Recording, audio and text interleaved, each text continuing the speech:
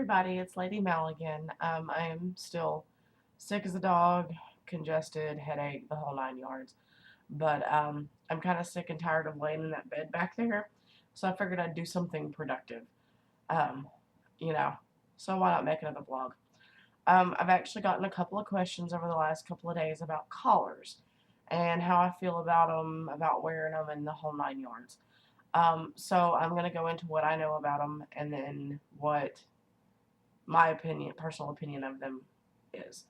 Now, I know among most people, there's generally, and I'm speaking in very general terms, there are three different kinds: consideration, training, and ownership. Consideration is one of those, I'm not, okay, first of all, I'm not even going to get into the colors because there are so many different articles about so many different colors and what this one means and what that one means, and I'm not even getting into that. I'm just talking about the collar itself. Collar of consideration, that's usually when you're just starting out in a relationship. You're trying to feel out each other, figure out where you want to go. Is this something you want to do? Is this something you don't want to do? It's just kind of that wait and see period. You don't want to meet somebody 10 minutes later, you're owned by them, and you're going to go. Some people are like that, and that's cool if it works for you. But all the relationships I've been in, there's always been a time period where it's been, okay, let's get to know each other. Let's see if this is actually going to work. See if we're compatible, that type of thing. Then you get into the training collar, which is that next step up. Some people go straight from consideration into ownership. That's usually what I've done, but some people are still kind of iffy, so it may not actually be a change in the actual physical collar, but more along the lines of what it means. You might be a little more service oriented, or a little more of this, or a little more of that. It's getting a little more serious. This is something that you could potentially do long term. It's kind of like after the first 6 months of dating. You've been dating for 6 months and you're going into that seventh month, so things are getting a little more serious, a little more in depth. That's kind of what it means to me. And then you have the collar of ownership. That's pretty much like the where you want to be, the climax, the pinnacle, whatever. That means that you are owned by your dominant. You have completely fleshed out your relationship with them. You know what it means. That whole thing. It's pretty much equivalent in vanilla standards to a wedding ring. I mean, I've been collared several times, and um, I've never actually been released from my collar because of my behavior or because of something I did or didn't do. It's mainly been conflict of personalities. Um, you just grow in two different directions. It's the same reason every other type of relationship stops. You know, um, like when I was with USMC Daddy Dom, we were rocking and rolling and it was okay, but then we had a difference of opinions um, on a certain topic, and it was like, okay, cool, you know what? It was cool to play, but we're just not. We're not going to be compatible, and it was cool, and everybody went their separate ways, and everybody was fine. There was no hard feelings. Now I've had other relationships where it's been, you're a jerk and you're being abusive, and then I gave back the collar because, well, he was being a jerk and he was abusive. So I mean, breakups happen, and some people do get released from collars for acting like a brat or acting out of turn and disrespectful. And the way I was taught, which was old guard, you were always respectful in public. In private, totally different subject. That's between you two. But in public, you were always on your best behavior. That whole type of thing. Um, Now, the looks of collars.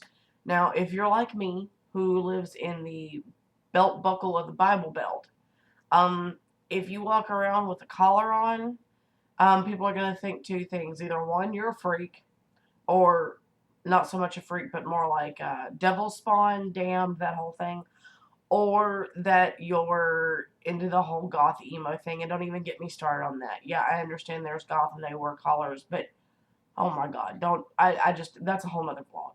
Um, so a lot of people don't feel comfortable wearing an obvious collar out in public because Well, it's pretty obvious. So I've done several things.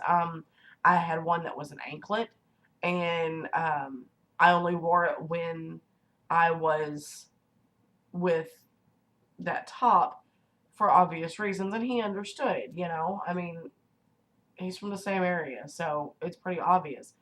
I've also done, like, I had a Story of O-ring, which I loved, and I need to get a new one because I lost the actual D-ring. But I've worn that. I've had what's called a day collar, which I've actually worn it in previous vlogs. And it's two pieces of leather with an O-ring in the center, and it's got I think it had like a green stone or something on it. I can't remember, but it was just really thin, like this big, and sat right here, and that was okay. But that's still something that I didn't feel comfortable wearing in public. And now I have this, which I don't know if you can actually see it. I know you can't see the engraving, but this is my daddy's collar that he gave me. It looks like a dog tag. And this is nifty because I can just drop it under my shirt and nobody notices. It's just you see a silver chain, okay, cool, whatever. Um, but if you live in a part of a country where you can have a collar with the D ring and all that, that's cool. I've had one of those too.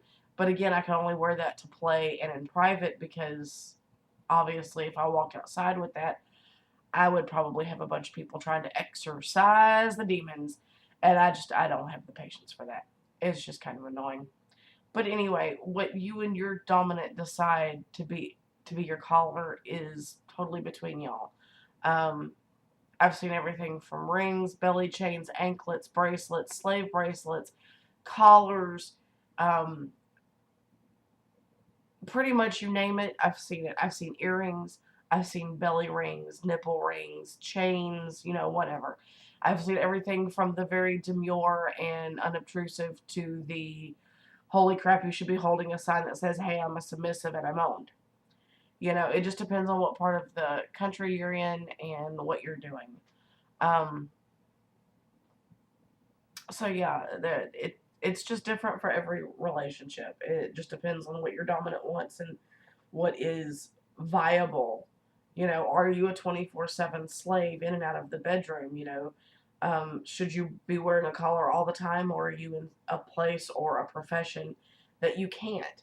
Like, even if I didn't live in the belt buckle, the Bible Belt, I probably still would not wear a, like, what you think of as a normal collar 24/7 because of my son.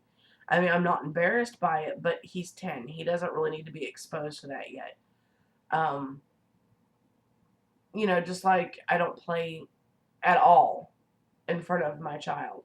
I may be a brat, but he's never around when I am. I just don't think that's right. But again, it all depends on your situation.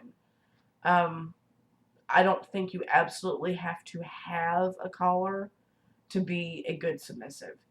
Some people just don't get into the whole collaring thing, and that's cool. Um, it's whatever. It's like I got told that I'm a bad submissive because I don't have to be tied up to a St. Andrew's cross. If you put me on if my daddy puts me on a St. Andrew's cross and tells me not to move, I'm not going to move. If he tells me to put my hands above my head and not to move them, I'm not going to move them. So I don't have to have restraints. Do I like restraints? Absolutely. They're a good time. But I don't have to have it. Just like I don't have to wear my collar to know who I belong to. It's really the only time I've seen collars come into play like hardcore is at a play party. And I went to one once and I was wearing a collar and I had a leash and I had gone to go get my top a drink. And I had taken the leash and tucked it into my corset because you don't just walk around with the leash hanging down because that means you're unowned and anybody can grab it. Well, somebody tried to grab my leash out of my corset, and I very politely but sternly informed them to drop it or there was going to be hell to pay. And then I had to have a 20-minute conversation on why it was rude not to grab it. So, that's the only time I've ever really seen collars come into play is in groups to show ownership so that all these people over here know that you belong to this person over here and this person over here belongs to that person over there and whatever. um I don't know. I don't think collars are a be all end all, but if you want to do collars, rock on. Like I said, I'm very happy with mine. So, but I don't need this. It's not an absolute necessity. It's not like I'm going to develop amnesia and forget who I belong to. So, yeah, there we go. Okay, so something else that I've noticed that it's actually a reoccurring issue. Um, in a BDSM relationship, I think you need to have three things. Well, four things actually: integrity, honor, trust, and communication. Integrity. If you can't keep your word and be honest about how you feel, the relationship's going to fall apart. And that's even in a vanilla relationship.